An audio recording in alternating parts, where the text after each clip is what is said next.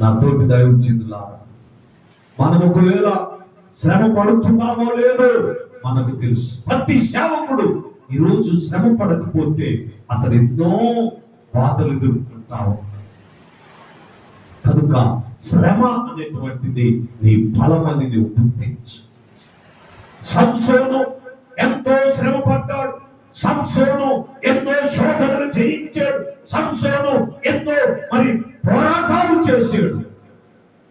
ప్రతి శ్రమలో కూడా తన బలాన్ని భద్రపరుచుకున్నాడు. ఈరోజు నీవు నేను కూడా ఎదుగో ఒక లోకం అనే తెలివిలో అడుగుతుంది, నీ మహాబలము దేనిలో ఉంది? ఈరోజు మనల్ని మనం బలపరుచుకోవాలి సుమా. మన బలం లోక బలమైంది కాదు, మన బలం ఇతరులు ఇచ్చేది కాదు, మన బలం దేవునిచ్చే సంపాదించబడేది. అందుకే మొదటిది మితముగా ఉండాలి, రెండవది శ్రమ పడాలి, మూడవది అసలు అప్పగించబడింది ఏంటంటే మనకి సేవ. నేను చాలా సార్లు మా ప్రియులు దైవజనులు ఆంధ్రది ప్రెసిడెంట్ అయ్యగారు కేజీ విజయ్ కుమార్ అయ్య గారు మన మధ్య ఉన్నారు.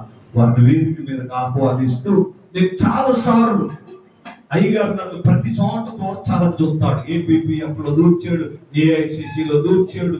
నేనంట, అయ్యా నేను వచ్చింది పరిచర్య చేయటానికి, సువార్థికుని పని చేయటానికి. నేను మిమ్మల్ని అందరినీ కూడా అడుగుతున్నాను, దయతో గమనించండి. నిజంగా చిన్న చిన్న సేవకులే చాలా ఈ పెడతారు, కానీ అసలు పెద్ద పెద్ద సంఘాలు కలిగిన సేవకుడు కనీసం వచ్చి నిలబడి కూడా నిలబడతాడు. ఒక్కడు నిలబడితే కనీసం ఒక ఊర్లో, ఒక జిల్లా హెడ్ క్వార్టర్ లో వేల మంది బయటకు వస్తారు.